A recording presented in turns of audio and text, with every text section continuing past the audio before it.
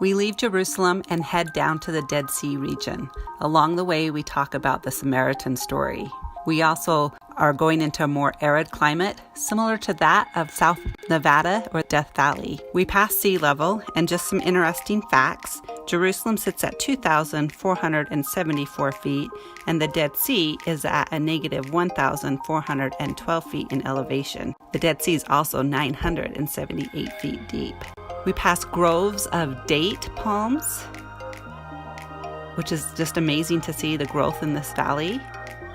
And we arrive at the Qumran area. Qumran is the area that the Dead Sea Scrolls were found. And we learned about those while we were visiting the Israel Museum up in Jerusalem. It's right on the shores of the Dead Sea, and there's a small museum that we tour through that tells about the story. Here is a representation of one of the scroll tables that they used to write on, and I learned something I didn't know, that parchment is actually the hide of an animal. We then leave the museum and walk around the ruins of the Qumran community. Because it's an arid area, the ruins were pretty well preserved once they were excavated just after the Dead Sea Scrolls were found. The things that we learned about this community from the excavation is it was a very ritualistic, religious community and a very clean community. They would cleanse themselves many times throughout the day. We then head further south along the Dead Sea to the area of Masada. Before they left, their lives would change forever. The ones on top of that mountain are willing to die to defeat you. Masada, it shall not fall. We down here, we slaves are not. Starting Sunday. So our guide did mention that the Masada movie is an excellent movie that tells the story of Masada. We ride the tram to the top of the mesa, and it's quite a view. So Harod built a winter palace here in this area, as well as a grand complex. At one point, we know that there was more than 1,000 people living here. The ruins, when they were found, had some walls still standing and a lot of rubble, and they have a black line along the wall showing what was originally there and what was put back into place.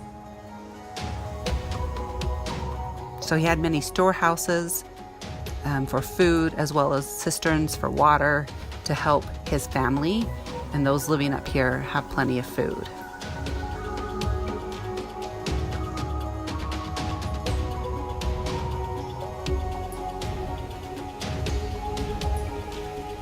Herod's palace was quite grand. He, put on a big facade, as Romans do, and would stucco the side of the mountain as well to make his palace look grander and bigger.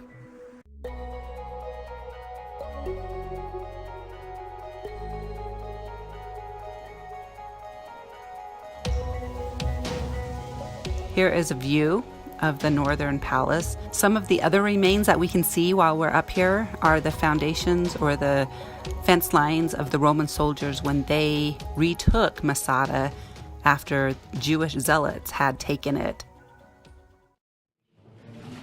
Original, the paint is. I think it's interesting, the original materials that were still left. And you can also see things that were built over the originals. But there was tile and the paint on the wall, as well as in this bathhouse, there were many other bricks and features that were very original to this place. Again, an arid climate would preserve it better than a humid climate. In this room, it had a lower floor where the furnace would pump hot air into the space beneath that would help circulate and create the heat. The heat rising from the floor would produce a sauna effect. The clay pipe-shaped bricks also helped circulate the hot air.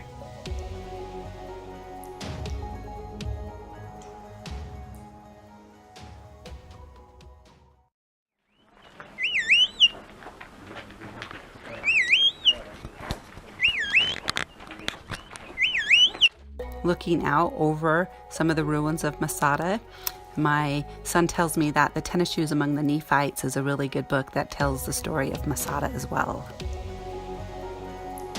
Here you can see some of the remains of the Roman camps, and then this hill is what the Romans would bring up the siege tower when they finally overtook Masada from the Jews. Here is the synagogue that was there on Masada.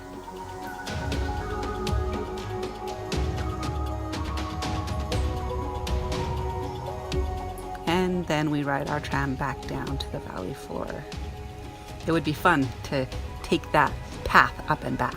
We then drive north along the Dead Sea and find a resort where we can dip our toes in the water. As we arrive, we are greeted with a camel. How fun. Oh, it's kind of warm. Oh, nope, it's cold. Okay, taste it. Taste. Okay. I gotta get your face. All right, go for it. Okay, go. I'm not tasting it. Really salty. Yep.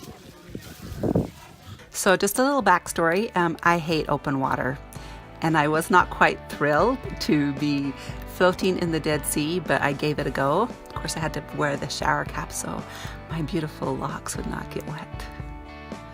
It was cold, and the water was very slimy, but yet when you got out, you couldn't feel the slime. It was only slimy while in the water. The Dead Sea has a salinity of 34.2%. It is one of the world's saltiest bodies of water. It is 9.6 times saltier than the ocean.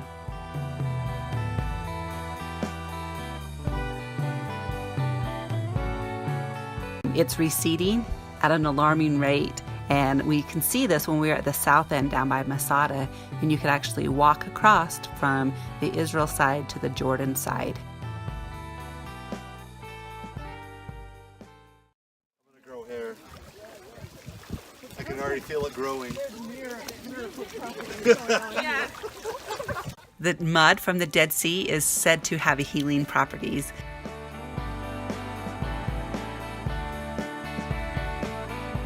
We end our tour for the day here at the Dead Sea. We travel north to Galilee. So stay tuned.